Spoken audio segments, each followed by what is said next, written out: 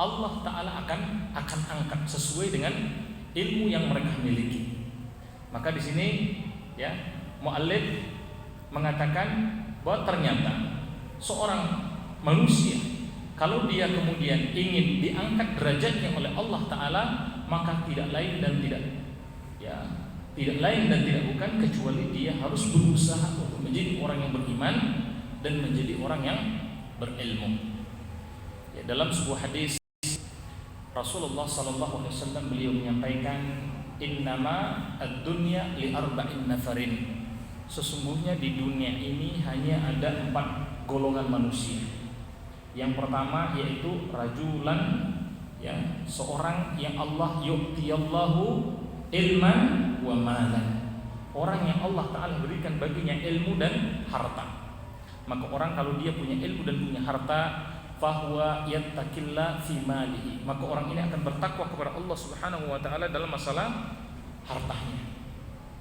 Maka karena dia bertakwa kepada Allah, yaltasilu fi rahmah, akan sampai rahmat dari Allah Azza wa Jalla kepada orang ini. Dan huwa, kata Rasulullah SAW, orang ini wa huwa bi ahsanil manazil indallah, orang ini adalah orang yang terbaik. Jadi orang yang punya ilmu dan orang yang kaya, kemudian dia karena ilmunya tadi, dia sadar akan hakikat dari kekayaannya. Dia hanya mengambil yang halal, kemudian dia keluarkan harta tadi untuk yang halal. Maka orang ini, kata Rasulullah SAW, orang yang kedudukannya, derajatnya adalah yang paling tinggi dan paling baik di sisi Allah Subhanahu wa Ta'ala. Tapi yang kedua, ada orang rajulun yu'tiyallahu ilman wala malan, orang yang Allah Ta'ala berikan baginya ilmu, dia kenal dengan Allah, dia kenal dengan Rasulullah SAW, dia faham dengan agama ini di atas dalil. Tapi wala yu'tiyallahu malan, ternyata dia bukan orang yang kaya, orang yang berilmu. Masya Allah, Ali bin Abi Thalib mengatakan maka dia akan dijaga oleh ilmunya. Orang yang berilmu, dia tahu hakikat dari kehidupan ini. Dia tahu bahwa sesungguhnya Allah Ta'ala tidak melihat seseorang itu hanya dari sisi, ya, hartanya. Allah tidak melihat seseorang itu dari penampilan luarnya semata, tapi Allah Ta'ala yang turu bi qulubikum wa a'malikum. Allah Ta'ala akan melihat kita ini dari hati dan amalan kita. Maka dengan ilmunya dia katakan dia berusaha untuk dapat amalan yang terbaik, minimal dengan amalan hatinya. Dia katakan lau annani malan, kalau aku nanti punya harta, maka niscaya la amaltu bi amalin fulan, aku akan beramal seperti amalnya si fulan, yaitu orang kaya dan ilmu tadi. Maka kata Rasulullah SAW, fahuma fi ajris sawa, dua orang ini akan mendapatkan pahala yang sama dan kedudukan sama di sisi Allah Subhanahu wa Ta'ala. Jadi orang yang kaya dan berilmu, dia bisa kemudian disusul kedudukannya oleh orang yang miskin sekalipun, tapi orang miskin tadi punya ilmu. Tapi yang ketiga kita lihat, ada rajulun yu'tiyallahu malan, orang yang Allah Ta'ala berikan baginya harta yang banyak, wala ilman, tapi dia tidak diberikan ilmu. Maka orang yang seperti ini sering tertipu dengan hartanya. Dia merasa seakan-akan hartanya itu hasil dari kecerdasannya sendiri. Dia merasa seakan-akan harta itu akan membuat dia mulia. Maka kadang dia mencari harta dengan cara yang haram. Ketika mengeluarkannya pun dia tidak tahu bahwa sebenarnya sebagian dari harta itu ada milik orang-orang yang miskin. Ada harta yang dia harus keluarkan untuk, ya, infak di jalan Allah. Dia harus bersedekah, yang insya Allah dengan sedekah itu akan menjadi amal jariah bagi dia. Tapi orang ini karena dia tidak punya ilmu, dia tidak melakukan itu. Justru dia tertipu dengan hartanya, dia gunakan hartanya untuk maksiat. Maka Rasulullah SAW mengatakan, wa huwa ba'sul manazil indallah, maka orang ini adalah orang yang terjelek di sisi Allah Subhanahu wa Ta'ala. Meskipun mungkin manusia melihat seakan-akan dia mulia. Jadi sudah kelihatan, kalau dia punya harta yang banyak, manusia seakan-akan memuliakan dia, tapi dia tidak punya ilmu. Rasulullah SAW mengatakan ini orang yang terjelek di sisi Allah Subhanahu wa Ta'ala. Kemudian yang terakhir adalah orang la yu'tiyallahu malan wala ilman, orang yang Allah Azza wa Jalla tidak berikan baginya ilmu dan dia juga tidak diberikan harta. dia sudah miskin ilmu dan miskin juga hartanya. Maka terkadang dia kemudian bercita-cita, yang menjadi cita-cita dia katakan lau annani malan, kalau aku punya harta la amaltu bi amalin fulan. Dia contoh orang yang ketiga tadi. Aku juga akan seperti si fulan yang kaya raya, punya harta tadi hanya sekedar untuk hura-hura hidup di dunia ini saja. Bahkan mungkin sebagian dia gunakan untuk maksiat tadi. Maka Rasul sallallahu mengatakan keduanya adalah sama jeleknya. Dari sini ma'asyar muslimin rahimani wa rahimakumullah, para ulama mengatakan bagaimana seorang yang berilmu maka dia diangkat derajatnya oleh Allah Subhanahu wa ta'ala. Orang yang berilmu dimanapun dia akan dijaga oleh ilmunya. Bukan hanya di sisi Allah, bahkan di hadapan manusia pun dia akan dimuliakan oleh Allah Subhanahu wa ta'ala karena ilmu yang dia miliki. Tapi sebaliknya, kalau ada orang yang dia tidak punya ilmu, dia bukan hanya terhina di sisi Allah, dia bukan hanya terhina di sisi manusia, bahkan terhadap dirinya sendiri dia akan merasakan kehinaan. Sebagaimana Ibnu Qayyim al-Jauziyah, beliau mengatakan barang siapa yang tidak mau merasakan beratnya menuntut ilmu meskipun hanya sesaat, maka siap-siap untuk merasakan hinanya menjadi orang bodoh sepanjang masa. Jadi menuntut ilmu ya itu wajib, karena ilmu tidak datang dengan tiba-tiba. Al-ilmu bil-ta'allum. Ilmu itu kata Rasulullah haruslah dipelajari. Dan Allah Ta'ala tahu siapa yang sungguh-sungguh ingin belajar tadi ya, siapa yang benar sungguh-sungguh di hatinya ingin kenal dengan Allah, kenal dengan Rasulullah SAW, kenal dengan agama ini di atas dalil, hatinya dia bersihkan sehingga kemudian ilmu yang datang tadi, karena ilmu itu seperti cahaya, itu mudah masuk ke dalam hatinya. Maka orang yang sungguh-sungguh dengan ya, jalan menuntut ilmu ini, niscaya Allah Ta'ala akan memberikan ilmu kepada dia. Makanya para ulama mereka mengatakan di antara cara kalau ada orang yang merasa dirinya ini masih bodoh, dia masih merasa belum kenal dengan Allah, belum kenal dengan Rasulullah SAW, belum kenal dengan agama ini di atas dalil, bahkan mungkin sebagian hidupnya masih terpengaruh dengan budaya yang tidak sesuai dengan tuntunan Islam, maka dia berusaha apa yang sudah ada dia amalkan sebagai bentuk ketakwaan kepada Allah Subhanahu wa ta'ala. Kenapa? Karena Allah Ta'ala berfirman, ittaqullah fayu'allimukumullah. Kalian bertakwa kepada Allah, maka niscaya Allah Azza wa Jalla akan mengajarkan ilmu kepada kalian. Jadi siapa yang ingin diberikan oleh Allah Ta'ala ilmu, maka hendaknya dia bertakwa kepada Allah Subhanahu wa ta'ala. Dia banyak melakukan tazkiyah terhadap jiwanya, bersihkan jiwanya. Karena tidaklah ilmu tadi akan masuk ke dalam hati mereka yang kotor. Karena ilmu itu hakikatnya adalah suci. Ilmu itu seperti cahaya, sementara hati itu seperti kaca. Maka cahaya hanya akan masuk kepada kaca yang dibersihkan. Kalau kaca tadi banyak karatnya, mungkin karena maksiat yang terus-menerus dilakukan, maka niscaya ilmu pun akan susah untuk masuk ke dalam hatinya. Maka di sini ya, ini makna dari bagaimana Allah Ta'ala mengangkat derajat mereka orang-orang beriman dan mereka orang-orang yang berilmu beberapa derajat. Kemudian yang kedua, dalam kitab ini juga Rasulullah SAW digambarkan telah bersabda, ma kharaja rajulin min baitihi, tidaklah ada seseorang yang dia keluar dari rumahnya yatlibu ilman, dan dia keluar tadi tidak lain kecuali dalam rangka untuk menuntut ilmu, sahalallahu lahu tariqan ilal jannah, maka niscaya Allah Ta'ala akan memudahkan jalan bagi orang ini untuk masuk ke dalam surga. Jadi ilmu itu dia adalah sarana bagi kita untuk masuk ke dalam surga. Kata para ulama, makna sahalallahu lahu tariqan ilal jannah, Allah Ta'ala akan memudahkan bagi orang ini jalan untuk menuju surga. Itu maknanya ada dua. Yang pertama, maknanya adalah ketika dia keluar dari rumahnya untuk menuntut ilmu tadi, atau mungkin bukan keluar tapi dia mencari sarana yang kemudian ilmu bisa datang kepada dia, maka saat itu dia sudah mendapatkan pahala dari Allah Subhanahu wa ta'ala. Dia dapat pahala, dan dengan pahala yang tidak lain sebenarnya merupakan kasih sayang dari Allah Azza wa Jalla, merupakan rahmat dari Allah Subhanahu wa taala, maka pahala ini akan mengantarkan dia masuk ke dalam surga.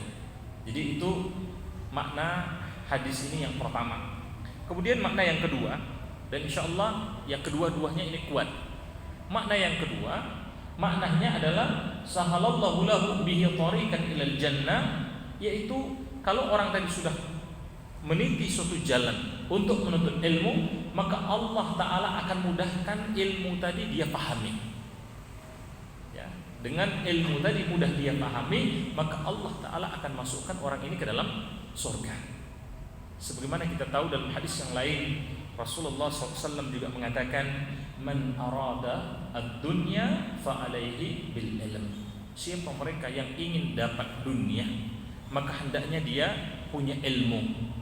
Kita tidak bisa punya dunia ini kalau kita tidak punya ilmu. Ada yang coba ingin berdagang tapi dia tidak punya ilmu tentang perdagangan, maka ya kemungkinan akan rugi. Dia mungkin ingin ya mengajar tapi dia tidak punya ilmu tentang bagaimana cara mengajar, maka dia tidak akan maksimal, dia tidak akan profesional dalam mengajarnya. Apapun profesi yang kita tekuni, yang kita jalani, maka semuanya itu butuh ilmu.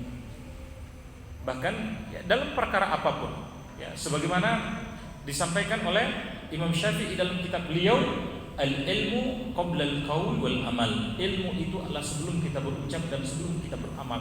Apapun ucapan kita, apapun amal kita, maka harus dimulai, didahului dengan ilmu. Dan ilmu ini kalau kita kemudian mencoba untuk mencarinya, maka Allah Ta'ala akan mudahkan tadi untuk memberikan atau menyampaikan ilmu tadi. Atau yang kedua, ya, jadi yang pertama tadi Allah memberikan pahala langsung, atau yang kedua ketika kita sudah meniti jalan ini tadi, maka Allah Ta'ala akan memudahkan ilmu tadi untuk sampai kepada kita. Ya, jadi kita coba untuk cari ya segala sarana yang dengan sarana itu insya Allah akan menyampaikan ilmu kepada kita. Dan lagi-lagi masing-masing orang berbeda. Masing-masing orang berbeda, tergantung dengan rahmat dari Allah Subhanahu wa taala. Karena Allah tahu siapa yang sungguh-sungguh untuk menuntut ilmu, siapa yang hatinya bersih dalam menuntut ilmu, siapa yang jalannya dalam menuntut ilmu ini sudah jalan yang benar, maka Allah Ta'ala insya Allah akan berikan ilmu kepada orang ini tadi. Dan ketika ilmu telah diberikan, dia akan menjadikan ilmu ini sebagai panduan dalam hidupnya ya, dalam urusan dunia. Man arada dunya fa'alaihi bil ilm. Dia punya ilmu tentang dunia, insya Allah selamat urusan dunia. Wa man aradal akhirah, dan siapa kata Rasulullah SAW yang mereka juga menginginkan akhirat, maka fa'alaihi bil ilm. Dia juga butuh ilmu. Jadi jangan kira kita kemudian ya menempuh perjalanan panjang menuju akhirat itu tanpa ilmu. Jangan kita tidak menyiapkan bekal. Karena kalau kita ya dalam kehidupan yang sementara di dunia ini tanpa ilmu, padahal ini adalah perjalanan menuju akhirat, kemudian kita tersesat, maka ini akan menjadi penyesalan yang berkepanjangan. Maka selagi kita masih punya kesempatan, manfaatkan untuk menuntut ilmu. Dan Masya Allah, sarana sekarang ini sebenarnya untuk menuntut ilmu itu sudah sangat banyak. Kitab-kitab para ulama itu sudah sangat banyak, ceramah-ceramah juga sudah sangat banyak. Kemudian mungkin ya dengan wasilah apapun, mungkin dengan tulisan dan lain-lain itu juga sangat banyak. Meskipun para ulama bersepakat tetap jangan sampai kemudian kita berilmu tadi atau menuntut ilmu itu tanpa guru. Ya, dalam hal-hal tertentu mungkin kita bisa membaca sendiri, tapi tetap harus di atas bimbingan guru. Maksudnya kalau ada kemudian persoalan-persoalan sudah mulai pelik, karena agama ini ilmunya seperti ilmu dunia tadi, ada tingkatan-tingkatannya. Maka kita tidak bisa misalnya baru belajar ilmu agama itu levelnya sudah ingin seperti sarjana atau master atau S3. Ada tahapan-tahapan yang harus kita pelajari. Nah, ketika kita sampai pada persoalan yang pelik, maka kita wajib kemudian untuk ya bisa jadi kemudian kita taklid mengikuti ulama-ulama yang kita percaya, atau kita bertanya kepada mereka, kemudian kita bandingkan mana yang kuat dan itu yang kita ambil. Ya, jadi jangan sampai kemudian ada orang ya dia belajar agama hanya mengandalkan Google misalnya, atau hanya mengandalkan internet. Ini berbahaya. Itu untuk tambahan boleh, tapi tetap tadi Kalau misalnya ada persoalan-persoalan, dia harus rujuk, harus kembali kepada para ulama. Ya, makanya ya majelis-majelis ilmu itu perlu tetap ada. Dan manusia, kata Imam Ahmad bin Hanbal, mereka itu yahtajuna ilal ilm bi'adadil anfas. Manusia itu butuh dengan ilmu itu pada setiap tarikan nafasnya. Maka Masya Allah ya, kita tadi ketika meniti suatu jalan ilmu, insya Allah Allah Ta'ala akan mudahkan jalan menuju surga ya. Dalam hadis yang lain Rasulullah SAW mengingatkan kepada kita, man ta'allama ilman mimma yubtaghi bihi wajhillah. Ketika kita menuntut ilmu ini, maka hendaklah niat kita itu betul-betul ikhlas untuk mencari wajah Allah. Siapa mereka yang menuntut ilmu untuk mencari wajah Allah? Apa maksud mencari wajah Allah? Para ulama mengatakan nanti orang-orang beriman ketika mereka dimasukkan oleh Allah Subhanahu wa taala dalam surga, maka mereka akan melihat wajah Allah sebagaimana mereka melihat terangnya rembulan. Dan kebahagiaan melihat wajah Allah itu merupakan kebahagiaan tertinggi bagi mereka yang dimasukkan ke dalam surga. Padahal masuk surga saja itu sudah kebahagiaan yang luar biasa. Kemudian dilihatkan wajah Allah Subhanahu wa taala, maka itu menjadi kebahagiaan yang jauh lebih luar biasa lagi. Dan siapa yang mencari ini? Artinya ketika dia menuntut ilmu betul-betul mencari redha, rahmat dari Allah, kasih sayang Allah, kemudian dimasukkan ke dalam surga. Kemudian ya, dia tadi la yata'allamahu illa liyusibu bihi aradan minad dunya. Ya. Dan siapa mereka tadi yang ketika mencari ilmu dia tidak ya berharap sebagian kecil dari dunia. Ya. Jadi jangan sampai ada orang untuk ilmu tadi hanya sebatas untuk cita-cita dunia. Jangan sampai ada orang untuk ilmu niatnya hanya ingin disebut sebagai seorang alim. Jangan sampai ada orang untuk ilmu karena dia suka mendebat orang lain. Jadi dengan ilmu dia main-mainkan logika, kemudian kelihatan dia seakan-akan hebat di hadapan orang lain. Ya, maka kalau niatnya sudah salah, lam yajid arafal jannah, atau dikatakan rihaha yaumil qiyamah. Mereka yang salah niatnya, mereka menuntut ilmu tadi bukan untuk mencari wajah Allah, dan mereka menuntut ilmu tadi justru untuk mendapatkan sebagian dari dunia, maka mereka niscaya tidak akan mencium baunya surga pada hari kiamat. Tapi siapa mereka yang niatnya benar dalam menuntut ilmu, mencari wajah Allah, dan dia tidak berharap dunia dari ilmunya, tapi justru dia jadikan di hatinya, beberapa kali kita sampaikan, cita-citanya adalah akhirat. Wa man kana al-akhirah hammahu. Siapa mereka yang telah menjadikan akhirat sebagai cita-citanya, maka ja'alallahu al-ghina fi qalbi. Allah akan jadikan kekayaan di hatinya. Wa jama'a syamlahu. Allah akan ya mengumpulkan urusannya, ada jalan keluar dari semua masalahnya. Kemudian wa yu'tid dunya wa hiya rahibatun. Dan dunia pun pasti, kata Rasulullah SAW, akan didatangkan kepada orang ini. Makanya dalam menuntut ilmu ya, niat tadi itu sangat penting untuk kita jaga ya. Bahkan ya, kalau kita baca misalnya dalam kitab Arba'in An-Nawawiyah atau itu disyarah dalam kitab Jami'ul Ulum wal Hikam, maka termasuk di antara golongan yang Allah Azza wa Jalla akan awal lemparkan ke dalam neraka nantinya, yaitu mereka yang menuntut ilmu karena hanya ingin disebut sebagai seorang alim. Padahal ilmu tadi seharusnya ketika dia pelajari, niatnya adalah untuk semakin mendekatkan diri kepada Allah Subhanahu wa taala. Orang dia semakin berilmu, maka dia merasa dirinya ini semakin bodoh. Karena hakikatnya ilmu Allah Subhanahu wa taala itu begitu luasnya. Ya, luasnya ilmu Allah itu dibandingkan dengan ilmu kita ini tidak ada apa-apanya ilmu kita. Ya, seperti ada satu titik saja ilmu yang diberikan kepada kita tadi. Maka orang kalau dia betul-betul berilmu, dia akan seperti ilmunya padi tadi. Dia merasa semakin merunduk, dia merasakan ya Allah, ternyata semakin banyak yang saya tidak ketahui dari agama ini. Ya, dalam kajian-kajian begini saja, kita misalnya ini saja baru satu halaman belum yang kita sampaikan. Padahal ini hanya bagian kecil saja dari ilmu yang Allah Azza wa Jalla miliki. Dan Masya Allah ya, para ulama dulu mereka itu begitu besarnya semangat mereka untuk menuntut ilmu. Dan mereka kita perhatikan punya ilmu yang begitu luas. Orang-orang terdahulu ilmu mereka itu luas. Makanya mereka misalnya kitab-kitab yang ditulis ya, yang sekarang dicetak itu belum lebih dari 30%-nya saja. Jadi semuanya itu kebanyakan itu masih tulis tangan, baru ada 70% itu baru satu kitab. Yang sudah banyak seperti ini itu baru 30%. Dan yang 30% yang sudah dicetak, jadi sudah ada banyak ya, kitabnya bukan hanya satu, itu yang diterjemahkan ke bahasa Indonesia itu baru 5%. Dari yang 5% terjemahan, itu berapa persen yang sudah kita baca? Yang sudah kita baca, berapa persen yang sudah kita amalkan? Yang sudah kita amalkan, berapa persen yang betul dari amalan kita itu sudah ikhlas? Makanya kita merasa, ya Allah, semakin kita belajar, semakin sedikit rasanya ilmu yang kita miliki. Bahkan umur kita pun tidak akan cukup untuk memahami semua ilmu tadi. Makanya orang yang berilmu, Allah Ta'ala gambarkan mereka ini innama yakhsyallaha min ibadihi al-ulama. Mereka itu akan semakin takut dengan Allah Subhanahu wa ta'ala. Sesungguhnya di antara hambaku yang mereka itu paling takut yaitu al-ulama. Innama yakhsyallaha min ibadihi.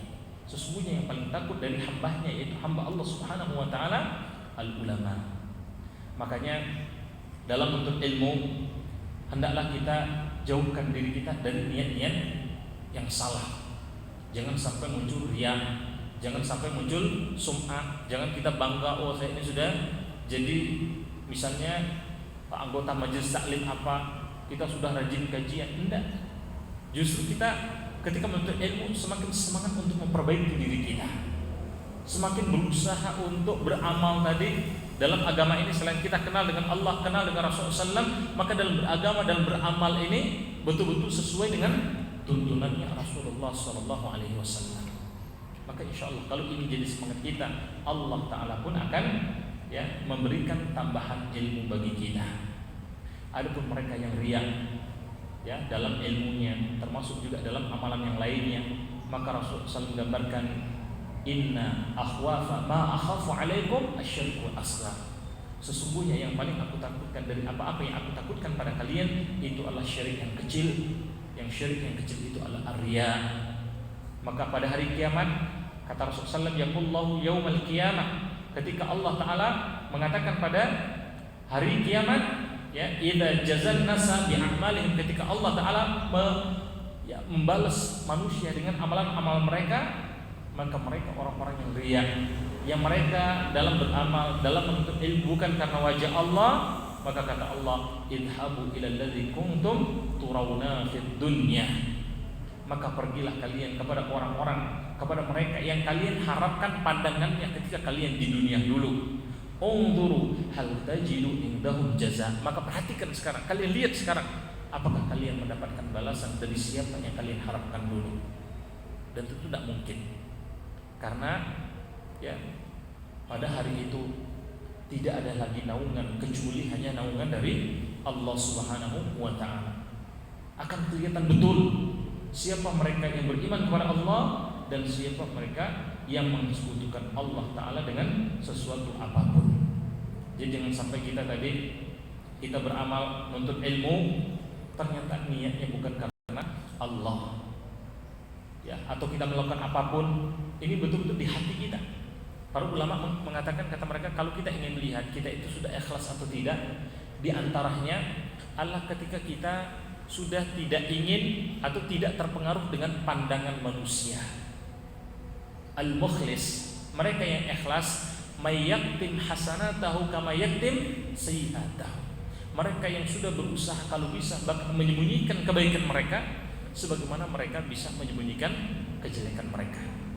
Kita punya kebaikan, kita insya Allah ada sesuatu yang lebih dari kita, mungkin dari ilmu kita, dari ketaatan kita. Kalau bisa kita sembunyikan dari orang lain, dalam artian kita tidak membangga-banggakan diri, kita tidak merasa lebih baik dibandingkan dengan orang lain. Dan orang yang sudah ikhlas karena dia mencari wajah Allah, maka mereka, kata para ulama, tidak lagi akan terpengaruh dengan pandangan manusia. Terserah manusia ingin memuji, mereka tidak akan tambah senang. Manusia ingin mencaci, mereka tidak akan bersedih. Kenapa? Karena mereka sadar hakikatnya alhamdulillah rabbil alamin. Segala puji itu hanya milik Allah Rabb semesta alam. dan dia tahu innallaha ta'ala, sesungguhnya Allah Subhanahu wa taala la yaqbidu minal amal, tidaklah menerima dari suatu amalan illa ma kana khalisan wa batahu bihi wajhahu, kecuali amalan itu adalah amalan yang ikhlas dan hanya mencari wajah Allah Subhanahu wa taala semata. Makanya tadi yang dimaksud dengan hadis tadi, man salaka tariqan, atau dalam riwayat yang lain dikatakan siapa yang meniti suatu jalan, ya, man salaka tariqan yaltamisu fihi ilman, yang di jalan itu dia ingin menuntut ilmu, sahalallahu lahu bihi tariqan ilal jannah, maksudnya adalah ini. Ya, tapi tetap tadi Allah Ta'ala memudahkan jalan ke surga bagi dia kalau kemudian dia menuntut ilmu tadi yaitu dengan ikhlas. Dan Masya Allah kita semua berharap ya dimasukkan melalui wasilah dari ilmu tadi, Allah Ta'ala akan masukkan kita ke dalam surga.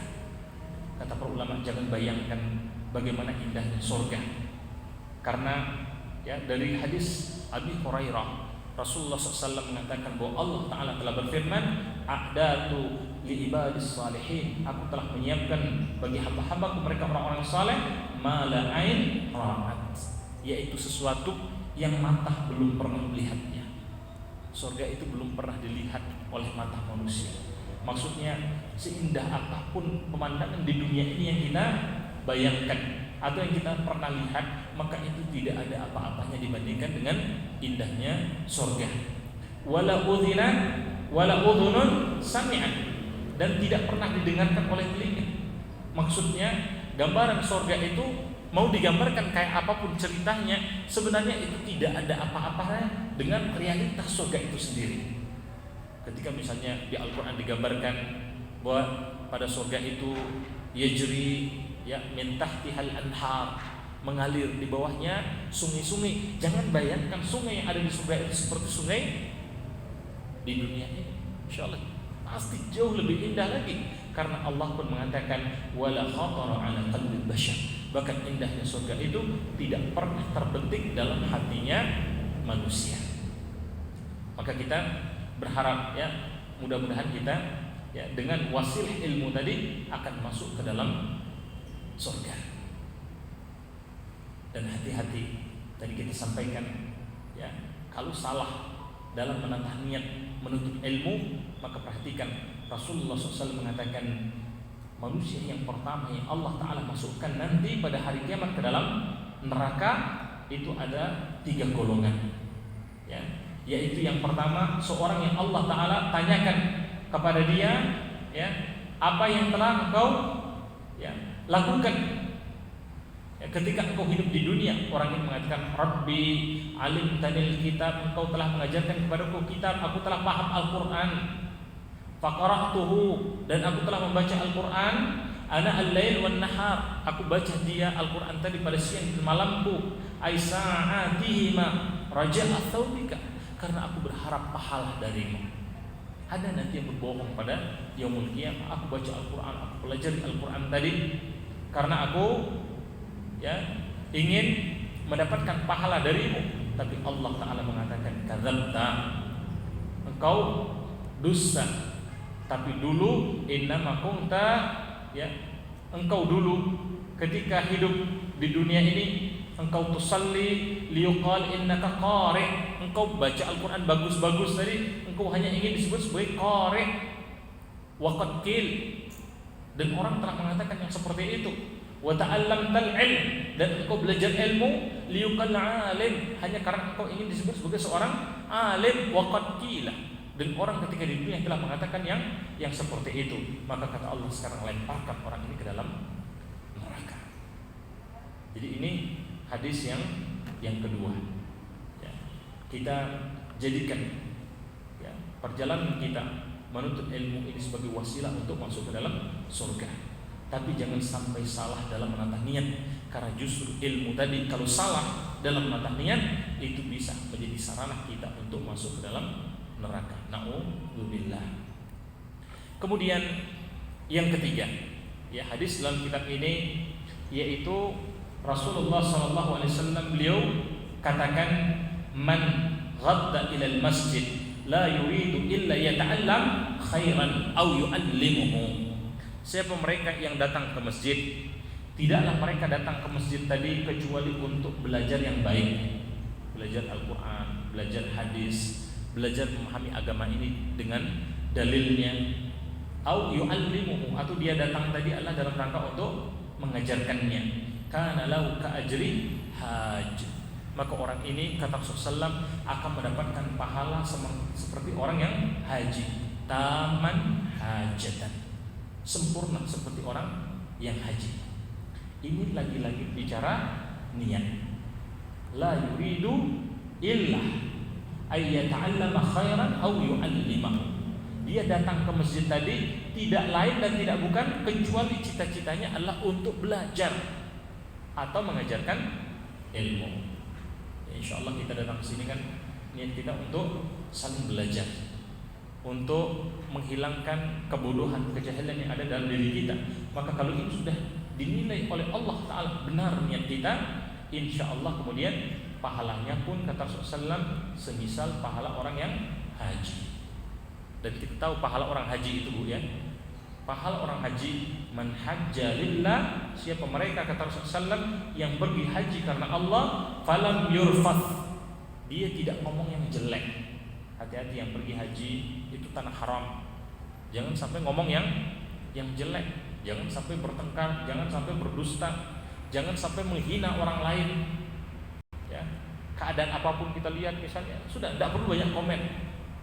Kecuali kita perbanyak diri kita untuk berzikir, ya, memohon ampun kepada Allah Subhanahu wa taala. Walam yabsuk, dan tidak berlaku fasik. Maksud orang fasik, dia sudah tahu ada banyak kebaikan tapi dia tinggalkan, ini orang fasik. Maka kita tahu Masya Allah keutamaan ya salat di Masjidil Haram, keutamaan salat di Masjid Nabawi. Kita banyak kemudian lakukan ketaatan-ketaatan di sana tadi. Raja kayaumi waladhu ummuhu, maka ketika dia kembali ke Rasulullah maka seperti dia dilahirkan oleh ibunya. Maknanya adalah dia pulang tanpa dosa. Bayi itu kullu mauludin yuladu ala fitrah, setiap anak itu dilahirkan dalam keadaan fitrah. Fitrah dalam artian tanpa dosa, fitrah dalam artian dia ini masih bersih, suci, tanpa tercemar dengan apapun. Dan fitrah dalam artian dia sesuai dengan, ya, ketika dia berada di alam ruh, yang mana hatinya ketika Allah Ta'ala berfirman alastu bi rabbikum, bukankah aku ini adalah Rabb kalian, maka mereka mengatakan bala syahidna, betul wahai Rabb kami saksikan. Maka fitrah kita adalah di atas tauhid. Nah, ma'asyar muslimin rahimani wa rahimakumullah, ini kalau orang tadi menuntut ilmu benar niatnya, Masya Allah dia akan dapat pahala haji. Yang haji ini pun dalam hadis yang lain Rasulullah SAW dari Abi Hurairah meriwayatkan, ada seseorang bertanya kepada Rasulullah, wahai Rasulullah, ayil amal afdal, amal apakah yang paling utama? Maka kata Rasulullah, imanu billahi wa rasulihi, kalian beriman kepada Allah dan Rasulnya. Maknanya bukan cuma sekedar percaya. Iman kepada Allah, iman kepada Rasul itu konsekuensinya panjang. Orang beriman kepada Allah, maka dia beriman dengan rububiyahnya, dia beriman dengan uluhiyahnya, ya, dan dia beriman dengan asma wa sifat. Jadi beriman kepada rububiyah, orang-orang kafir pun mereka beriman kepada rububiyah. Ketika ditanya siapa yang menciptakan langit dan bumi, mereka katakan Allah. Ini iman rububiyah, percaya bahwa ada Tuhan yang mengendalikan alam semesta, percaya ketika hidup kita ini pasti nanti akan ada kematian. Siapa yang punya kekuasaan? Allah. Dan ini ya iman yang sebenarnya dimiliki oleh semua orang, termasuk orang-orang kafir. Makanya kata para ulama, yang membedakan seorang muslim dengan bukan orang muslim, maka itu terlihat dari tauhid uluhiyah, yaitu tauhid penyembahan. Ketika dia sudah beriman Allah yang berkuasa, dirinya ini lemah, Allahu Akbar, Allah yang maha besar, dirinya kecil, maka dia tunjukkan ini dengan uluhiyah. Dia tunjukkan dengan penyembahan kepada Allah Subhanahu wa taala. Apa yang Allah Azza wa Jalla perintahkan, maka dia lakukan. Apa yang dilarang oleh Allah Subhanahu wa taala melalui rasulnya, maka dia tinggalkan. Wa ma atakumur rasul fakhudhuhu. Apa yang datang dari rasul kalian, maka kalian ambil, karena hakikatnya yang datang dari Rasulullah SAW itu datang dari Allah Subhanahu wa taala, datang dari wahyu.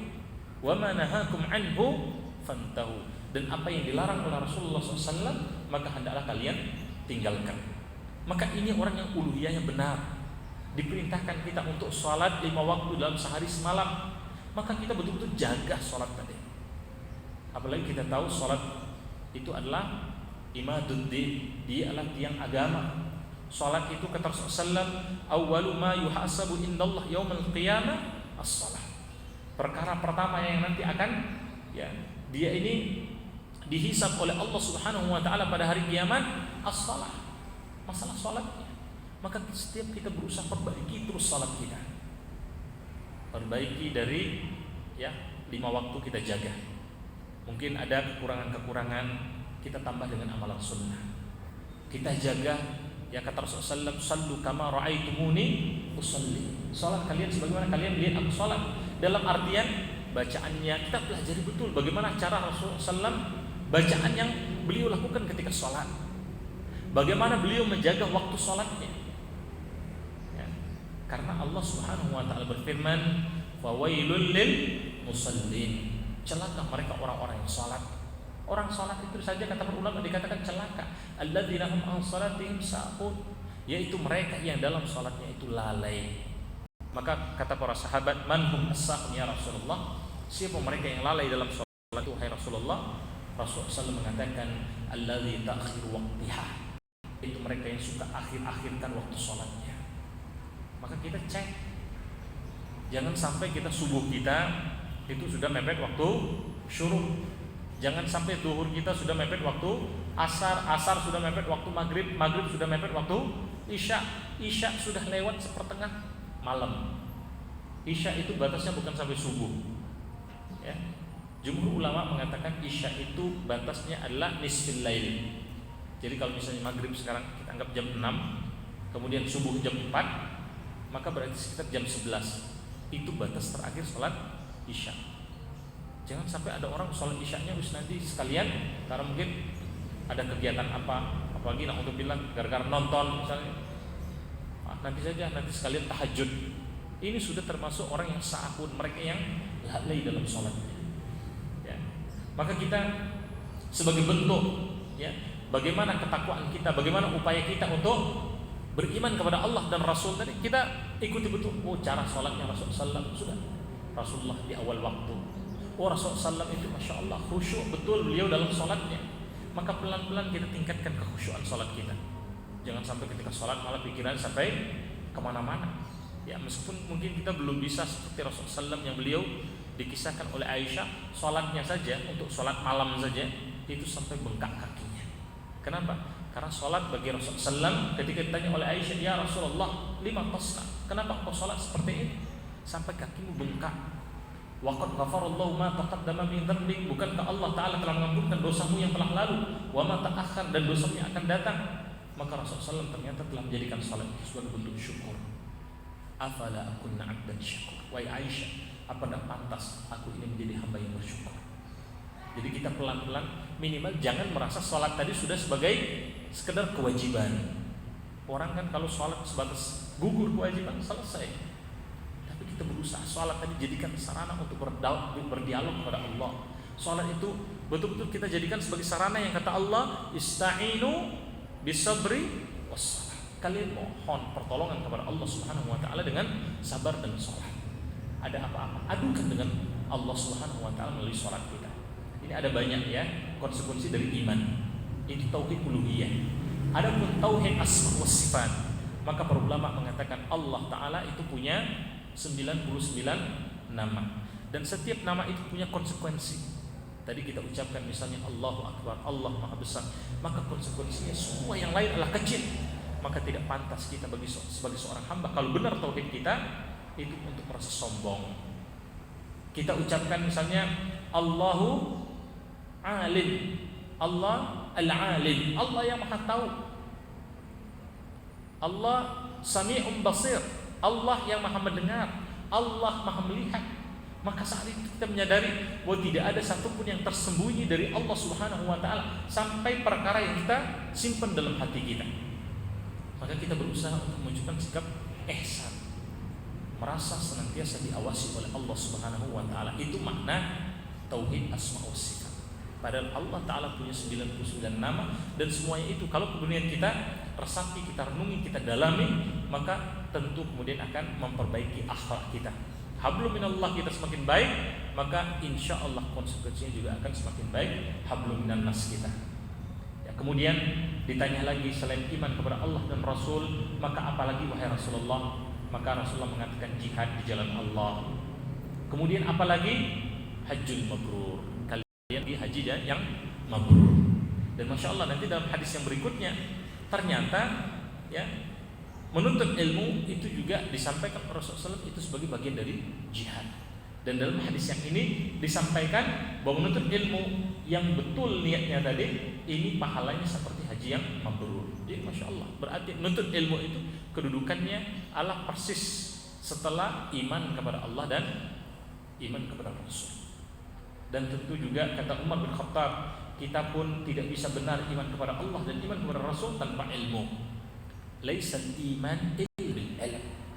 Tidak ada iman kecuali dengan ilmu. Bagaimana kita pengen yakin ya dengan Allah, bahwa Allah itu hak, Allah itu ada, yakin nanti akan ada ya hari pembalasan, yakin bahwa Rasulullah SAW itu punya akhlak yang begitu mulia. Kalau kita tidak kenal dengan Allah dan kita tidak kenal dengan Rasulullah SAW, sama misalnya kalau kita sampaikan di sebelah utara ya, sebelah selatan sini ya, kita berangkat ke ujung sana akan ada alun-alun. Alun-alun itu ada 4 sisi, dan di sebelah baratnya itu ada Masjid Jami'. Semua yakin? Yakin. Kenapa? Karena kita punya ilmu. Kita tahu dengan ilmu kita, bahkan kita sudah dengan pengalaman kita tahu persis lokasinya. Agama ini hakikatnya juga seperti itu. Bagaimana mungkin kita yakin dengan perjalanan hidup Rasulullah SAW yang begitu mulia, dengan akhlaknya yang masya Allah, kalau kita tidak belajar sirah nabawiyah? Bagaimana kita ya bisa menyelesaikan urusan-urusan dalam hidup kita kalau kita tidak yakin dengan sifat-sifat Allah? Dalam salat misalnya kita ucapkan Ar-Rahman Ar-Rahim, Allah yang Maha Pengasih, Allah yang Maha Penyayang. Ini termasuk ya di antara tauhid asma wa sifat.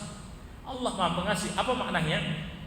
Bahwa semua hamba, tidak ada satupun makhluk di muka bumi ini, di langit ya ataupun ya di antara keduanya, di antara langit dan bumi, kecuali Allah Ta'ala yang menjamin semua rezekinya, hatta orang kafir. Bahkan Rasulullah SAW mengatakan, "Lau kana ad-dunya ta'dilu indallah bi'awdatil bawda." Kalau saja dunia ini ada nilainya di sisi Allah, meskipun hanya sebesar sayap lalat, la yu'ti al-kafir walau syarabatal ma. Orang kafir itu tidak akan Allah Ta'ala berikan meskipun hanya satu tetes air, kalau dunia ini ada nilainya. Tapi karena dunia ini di sisi Allah hakikatnya hina, rendah, tidak membuat orang itu jadi mulia karena dia mendapatkan semua dari dunia ini, maka semua orang yang mencari sudah Allah Ta'ala berikan kepada dia.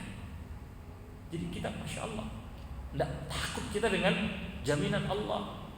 Tidak takut nanti kalau saya misalnya tidak mencuri, saya tidak maksiat, nanti rezeki saya gimana ya. Ada orang sampai berpikir jangankan cari yang halal, sekarang yang haram saja sudah sulit. Ini menunjukkan imannya yang lemah. Tapi kalau orang iman yang kuat, tauhid asma wa sifat yang melekat dalam dirinya, dia yakin la yamutu sahsan hatta yaqillallahu alaihi rizqahu. Seseorang itu tidak akan mati sampai jatah rezekinya itu Allah Ta'ala cukupkan. Dia tidak perlu takut, tidak tenang. Dan orang beriman digambarkan innal ladzina amanu wa 'amilus shalihat la khaufun 'alaihim wa la hum yahzanun. Makanya ma'asyar muslimin rahimani wa rahimakumullah, kita berusaha tadi tuntut ilmu tapi niatkan ikhlas.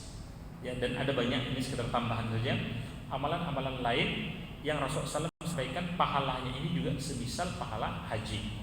Ya, di antaranya misalnya hadis Rasulullah SAW, umratun fi Ramadan ta'dilul hajjah. Orang yang umrah pada bulan Ramadan maka pahalanya seperti dia haji. Ya, tapi kadarullah mungkin untuk ya Ramadan ini belum bisa ya karena masih pandemi.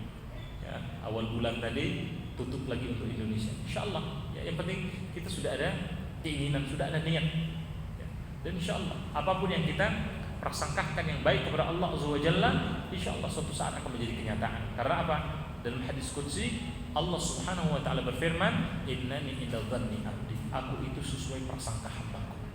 Jadi jangan sampai ada dalam hidup kita, dalam diri kita itu ada prasangka negatif. Ada masalah sebesar apapun munculkan dalam diri kita, masya Allah, Allah berfirman sampai 2 kali, "Fa inna ma'al usri yusra." Inna ma'al usri yusra. Bersama kesulitan itu ada kemudahan. Jangan sampai kita ada kesulitan, wah susah kalau begini. Di hati kita sudah merasa susah. Insya Allah kalau di hati kita sudah tidak menggantungkan diri kepada Allah, bahkan kita menganggap seakan-akan apa yang ada depan mata tadi itulah realitanya, ya, tanpa kemudian bergantung dengan Allah, niscaya inilah kemudian akan membuat susah hidup kita tadi. Kita punya uang, tabung uangnya, kenapa? Ini siapa tahu anak untuk jaga-jaga nanti anak kita sakit atau apa. Siap-siap uang itu habis untuk anak sakit. Ini kan dzan, prasangka kita. Kenapa kita tidak gunakan zan-zan yang baik, prasangka yang baik terhadap Allah Subhanahu wa taala. Kemudian amalan yang lain yaitu man sallatil fajar, ya, siapa man shalla al-fajar fi jamaah. Mereka yang salat subuh berjamaah, thumma qa'ada yadhkurullah hatta tadlu syams. Kemudian dia berzikir kepada Allah sampai terbit matahari, thumma shalla raka'atain. Kemudian dia salat 2 rakaat, kanat lahu ka ajri hajjan wa umrah, ya, maka dia mendapatkan pahala seperti haji dan umrah. Ini salat isyraq atau salat syuruk, ya. Setelah salat subuh kemudian, ya, dia berzikir kepada Allah, mungkin ikut taklim dan seterusnya. Atau yang terakhir juga Rasulullah SAW menyampaikan mereka yang man kharaja min baitihi mutakhiran ila salati maktubah. Ini khususnya laki-laki, ya. Siapa mereka yang keluar dari rumahnya dalam keadaan sudah wudu. Jadi usahakan bapak-bapak ketika datang ke masjid sudah wudu di rumah. Ila salati maktubah, untuk melaksanakan salat yang wajib, fa ajruhu ka ajril haj, ya, muhrim, maka pahalanya sebesar dia melakukan haji. Ya, wa man kharaja ila tashbih ad-duha la yanquhu illa iyyahu, dan dia tadi keluar tadi untuk, ya, bertasbih, untuk melaksanakan salat duha, misalnya mungkin pergi ke masjid tadi, dan tidak dia lakukan kecuali untuk yang seperti itu, maka pahalanya seperti umrah, ya. Jadi ini beberapa amalan tadi. Dan orang yang pergi menuntut ilmu, ya, niatnya ikhlas karena Allah, maka insya Allah dia akan diberikan pahala semisal haji. Kemudian, ya, yang keempat, ya, ini nomornya ini masih berdasarkan nomor yang bab taubah, ya. Ini 5, 6, kemudian 7, berarti yang ketiga, ya. Hadis yang ketiga, man kharaja fi talibil ilmi fahuwa fi sabilillah hatta yarji. Siapa mereka yang keluar untuk menuntut ilmu, ya, fahuwa fi sabilillah, maka orang ini dihukumi seperti orang yang berjalan di jalan Allah, berjihad di jalan Allah sampai dia kembali. Jadi orang menuntut ilmu itu termasuk jihad, ya.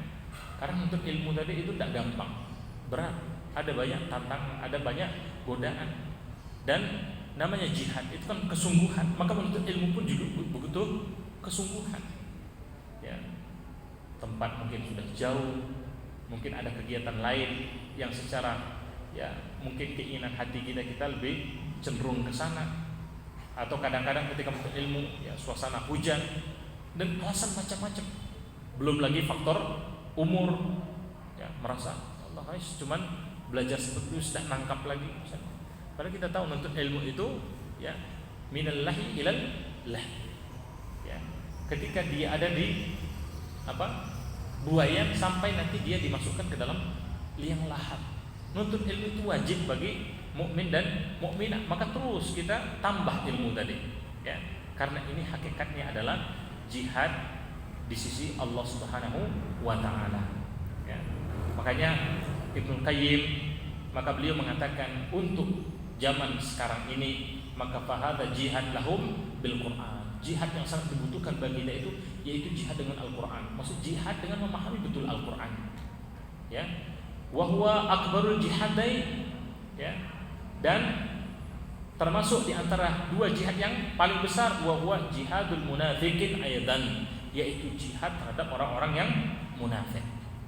Orang munafik itu luarnya kayak Islam, tapi di dalamnya ya, ternyata mereka memusuhi Islam. Dan tidak bisa kita menghadapi orang munafik dari kecuali dengan ilmu. Karena orang munafik kadang-kadang mereka juga pakai hujah, ya, berdalil dari Al-Quran dan hadis. Tapi kita perlu kemudian untuk meluruskan ini, ya lagi-lagi harus dengan ilmu.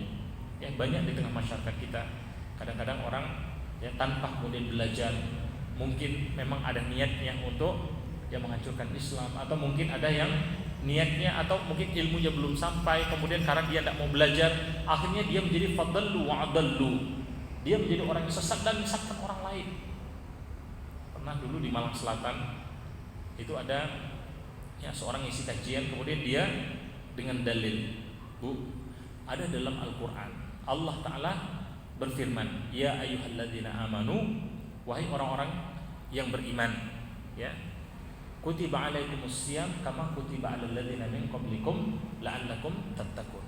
Diwajibkan bagi kalian itu ya untuk berpuasa sebagaimana telah diwajibkan atas orang-orang sebelum kalian agar kalian menjadi orang yang bertakwa. Maka tadi ayat ini, ya ayyuhalladzina amanu, itu untuk laki-laki atau perempuan. Maka jamaahnya ibu mengatakan, oh ini untuk laki-laki dan perempuan, karena puasa Ramadan itu wajib untuk laki-laki dan perempuan. Maka dia bilang, coba sekarang kita buka surah Al-Jumu'ah. Ya ayyuhalladzina amanu, idza nudiya lis-salatil jum'ah fas'au ila dzikrillah wa dzarul bai'. Kalau kalian telah disuruh untuk sholat Jumat, maka bersegeralah mengingat Allah dan tinggalkan jual beli. Ini sama-sama ya ayyuhalladzina amanu, betul? Nah, berarti kata dia apa? Berfatwa tanpa ilmu. Maka berarti Bu, sebenarnya kan sama ini. Ya, yang surah Al-Baqarah tadi dengan surah Al-Jumu'ah tadi, ini untuk semua orang beriman. Berarti ini laki-laki dan perempuan, maka ibu-ibu juga wajib untuk sholat Jumat. Banyak begitu, Bu. Dan ini termasuk di antara tanda akhir zaman. Karena Rasulullah SAW beliau mengatakan, innallaha la yaqbidul ilma intiza'an yaqtadi'uhu min sudurin nas. Allah Ta'ala itu tidak akan mencabut ilmu itu langsung mengambilnya dari dada-dada manusia. Walakinnallaha yaqbiduhu biqabdil ulama. Tapi Allah Ta'ala akan mencabut ilmu itu dengan mewafatkan para ulama. Orang-orang yang soleh, mereka yang betul-betul takut kepada Allah, mereka yang Masya Allah menguasai betul menafsirkan Al-Quran itu ayat dengan ayat. Tidak ketemu ayat dengan ayat, maka tafsirkan dengan hadis. Tidak ketemu dengan hadis, baru kemudian ikuti ijma'nya para ulama, baru lihat kias. Ya. Jadi dia tidak tiba-tiba berijtihad sendiri, apalagi ijtihadnya dengan terjemahan tadi. Maka orang-orang seperti ini mulai Allah Ta'ala wafatkan. Dan kita lihat Masya Allah di akhir zaman terus orang-orang soleh yang mereka punya ilmu banyak ini cepat diwafatkan oleh Allah Ta'ala. Maka fa'idha lam yabqa al-alim, suatu saat kata Rasulullah SAW, kalau orang alim tadi yang betul-betul ulama tadi sudah mulai tidak ada lagi, sudah mulai jarang, ittahadan nas bu'usan juhala, saat itu manusia sudah mulai akan mengambil pemimpin-pemimpin yang jahil, termasuk ulama-ulama yang jahil. Fasu'alu fa'abtu bighairil ilm, yaitu mereka yang suka ketika ditanya, fasu'alu, mereka ditanya, fa'abtu bighairil ilm, mereka suka berfatwa tanpa ilmu, sehingga fadallu wa adallu, akhirnya mereka sesat dan menyesatkan orang lain. Dan ini akan terjadi. Makanya setiap mukmin, setiap muslim hendaknya dalam diri dia ada semangat untuk memahami agama ini, sehingga ketika berhadapan dengan orang-orang munafik, mereka yang ingin mencoba untuk preteli agama ini, maka dia bisa berpartisipasi. Ya, dia bisa berjihad mungkin dengan lisannya. Dia berjihad dengan dalil dari Al-Quran dan Sunnah. Dulu misalnya sekarang orang sudah profesor di luar negeri, ya, saya tidak sebut namanya, dia sangat terkenal. Sekarang banyak tulisan-tulisan dia. Kita tahu dulu sekitar tahun 2005 dia menulis ya tafsir ayat intan surullah yang surukum wa yuthabbit aqdamakum. Kalian tolong agama Allah, maka Allah Ta'ala akan menolong kalian dan Allah akan menetapkan kedudukan kalian. Maka kata dia, kita perlu ya mengkontekstualisasikan makna menolong agama Allah. Dulu ketika zaman Nabi Lut, Jumlah manusia itu masih sedikit. Dan Allah Ta'ala ingin bumi ini makmur dengan manusia yang banyak, perlu banyak orang. Maka saat itu Allah Ta'ala mengharamkan LGBT. Ya. Bagaimana hubungan sesama jenis, kaum Lut itu dilarang karena jumlah manusia masih sedikit.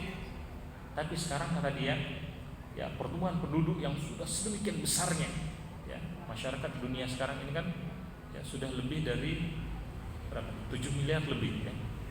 7 miliar lebih masyarakat di muka bumi ini sudah sangat banyak. Akhirnya banyak persoalan muncul, kriminalitas, biaya hidup yang semakin mahal dan seterusnya. Maka kita perlu untuk menjaga kelestarian hidup di muka bumi ini membatasi jumlah manusia. Dan cara yang paling efektif untuk membatasi jumlah manusia dalam rangka menolong Allah yaitu dengan melegalkan pernikahan sejenis. Muncul profesor orang ini sekarang. Ini kan muncul seperti ini. Coba kalau kita kemudian tidak paham dengan dalil, tidak paham dengan Al-Quran dan Sunnah, mungkin di hati kita nolak. Saya nggak setuju ini.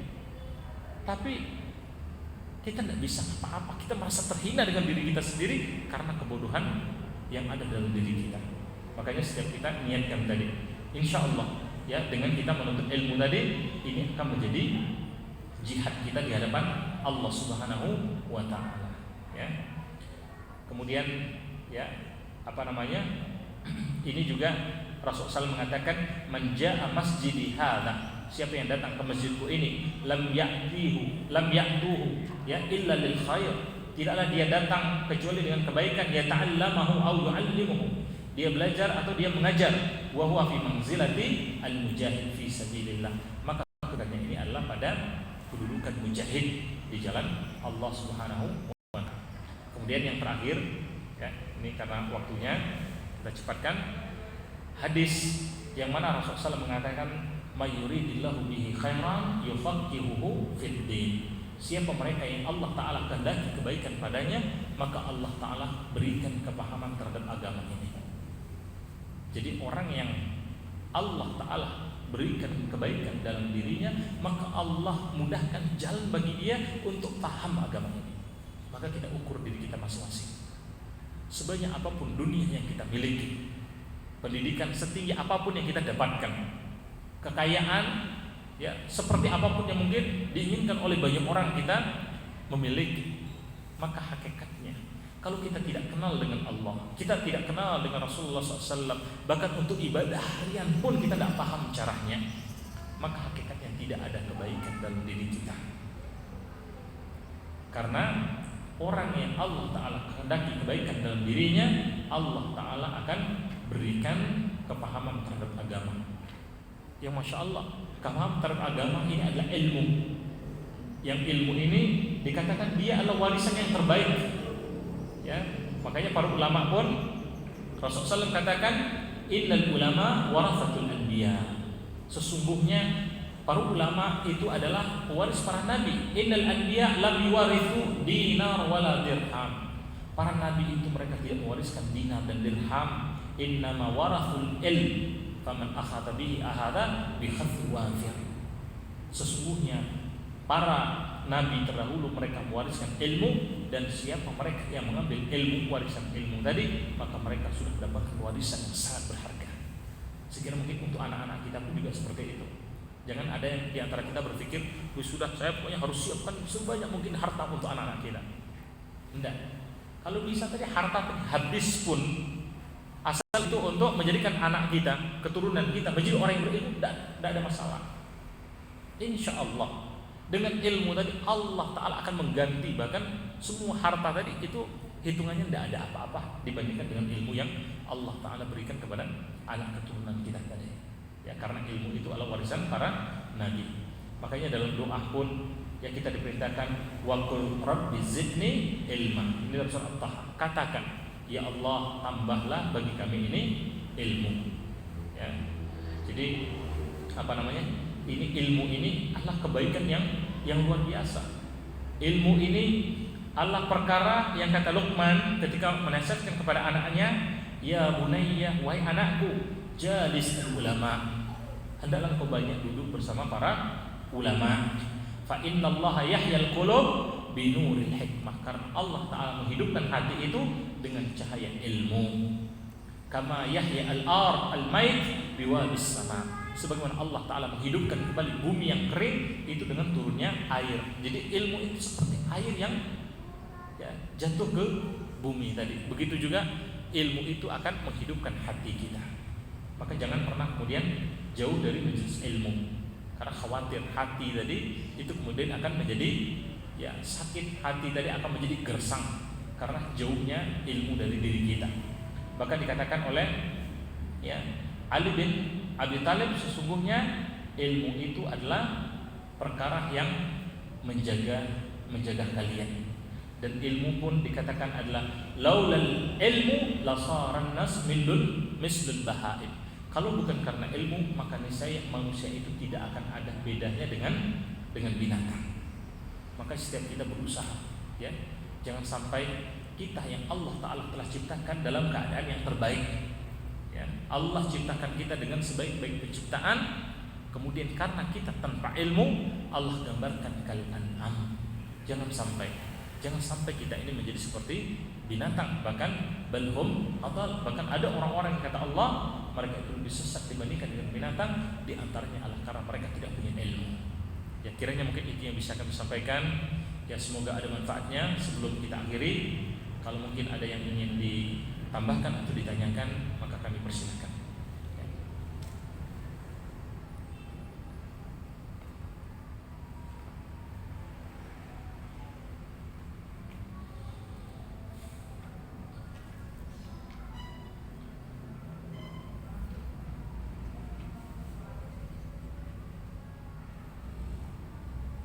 Silakan. Waalaikumsalam. Ustaz sampaikan ada 3 golongan manusia yang nanti akan dimasukkan ke dalam neraka. Salah satunya tetapi orang yang salah itu baru satu golongan yang dua. Yang kedua yaitu mereka yang diberikan nikmat berupa kekayaan yang banyak dan dia suka berinfak di jalan Allah. Dia orang kaya suka berinfak. Tapi ternyata ketika Allah tanya, apa yang kau lakukan? Maka dia pun mengatakan, aku berinfak di jalan engkau mengharapkan pahala darimu. Maka kata Allah, engkau bohong karena engkau berinfak hanya ingin disebut sebagai al-jawwan. Engkau ingin disebut sebagai seorang yang dermawan. Lagi-lagi niatnya yang salah. Kemudian yang ketiga yaitu ada orang yang mereka berjihad di jalan Allah, mereka berjuang di jalan Allah, kemudian mereka terbunuh.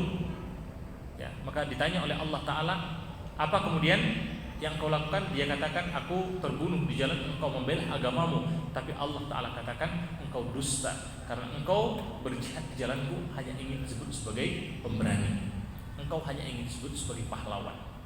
Maka di sini kelihatan oleh kita bagaimana dalam beramal itu syaratnya kalau ingin diterima maka 2 perkara harus dipenuhi. Pertama yaitu niat yang ikhlas. Niat tadi tidak boleh melenceng kemana-mana kecuali mengharapkan wajah Allah.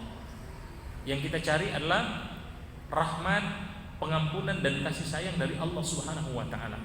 Jangan cari dunia.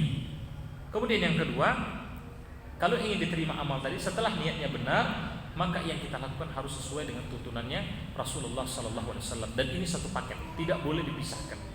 Jadi tidak bisa misalnya orang mengatakan, oh saya mencuri. Kalau dulu mungkin ada katanya film itu yang orang mencuri orang-orang kaya, kemudian orang kaya hasil curian dia bagi ke orang-orang miskin. Niatnya baik, tapi caranya tidak benar. Ini sama dengan ada orang pergi haji, pergi umroh, bangun masjid, tapi dia dapat dari harta yang haram. Maka ini juga tidak diterima oleh Allah Subhanahu wa Ta'ala. Nah, sebaliknya juga tadi, kalaupun sudah benar, tapi ternyata niatnya melenceng, maka ini juga tidak diterima. Maka setiap kita berusaha terus, niat tadi diikhlaskan. Kita ada jalan ilmu, kita perbaiki terus niat kita tadi. Karena al-ikhlas yahtajuna ilal ikhlas. Ikhlas yang satu membutuhkan ikhlas berikutnya. Dan sesungguhnya ikhlas itu aziz, ikhlas itu berat. Jadi orang yang sudah ikhlas tadi, insya Allah berat dia mengendalikan hatinya. Dia berbuat baik kepada orang lain misalnya, Ternyata orang yang tempat dia berbuat baik tadi justru berbuat jelek dengan dia. Orang ikhlas, dia tidak akan ambil peduli. Sudah urusanku bukan dengan urusanmu. Saya sudah berbuat baik itu karena Allah. Sudah selesai. Kamu membalas dengan kejelekan itu bukan urusanku. Ini orang ikhlas di antara.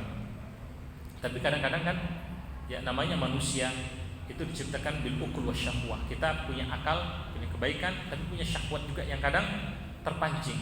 Yang syahwat ini, emosi atau apapun tadi bisa muncul kalau tidak dilandasi dengan ilmu tadi, tidak ada bimbingan ilmu.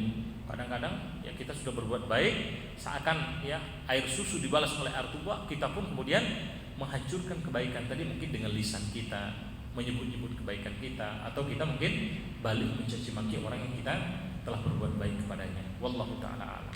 Begitu ya. Ada yang lain?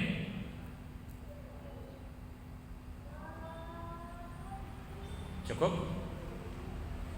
Ya, demikian kiranya yang bisa kami sampaikan. Semoga ada manfaatnya dan mudah-mudahan ya kita semua termasuk di antara orang-orang yang istiqomah di atas ilmu. Ya, karena dari Abi Hurairah Rasulullah SAW beliau mengatakan ala inna dunya mal'unatun mal'unun ma fiha. Sesungguhnya semua dunia ini terlaknat, dan terlaknat apa yang ada di dalamnya itu illa zikrullah, kecuali mereka yang banyak zikir kepada Allah. Wa mawala al-alim au muta'allim, atau kalian terhubung dengan orang yang berilmu atau mereka yang mengajarkan ilmunya. Kalian menjadi orang yang belajar atau yang mengajarkan ilmunya. Dan ilmu pun kalau kita lihat termasuk di antara perkara yang Rasulullah SAW katakan, kalau mati seorang manusia, anak cucu Adam, maka terputus segala amalnya kecuali satu perkara, kecuali 3 perkara. Sedekatun jariyah, al-ilmu yanfa'u bih, dia punya ilmu yang bermanfaat, aw waladun saleh yad'u lahu, atau dia punya anak saleh yang ya mendoakan dia. Dan terakhir dikatakan sahibul ilmi yastaghfir lahu kullasyai. Mereka yang punya ilmu itu maka segala sesuatu yang ada di muka bumi ini akan memohonkan ampun untuknya, hatta al-haud fil bahar, sampai ikan-ikan yang ada di lautan itu akan mendoakan, ya Allah ampunkan orang ini. Dan kita tahu kita semua la yadkhulul jannah bi'amalihi, tidak ada kata Rasulullah SAW seorang pun yang bisa masuk ke dalam surga hanya dengan mengandalkan amal kita, illa min rahmatillah, kecuali karena rahmat dari Allah Subhanahu wa taala. Maka ya karena itu kita tentu tadi berusaha jadi orang berilmu, kita ikhlaskan niat kita, berharap rahmat dan kasih sayang dari Allah Subhanahu wa taala sampai kemudian nanti kita dimasukkan ke dalam surga. Ya demikian kira yang bisa kami sampaikan, semoga ada manfaatnya. Kita akhiri, subhanakallahumma wa bihamdika asyhadu an la ilaha illa anta astaghfiruka wa atubu ilaik. Assalamualaikum warahmatullahi wabarakatuh.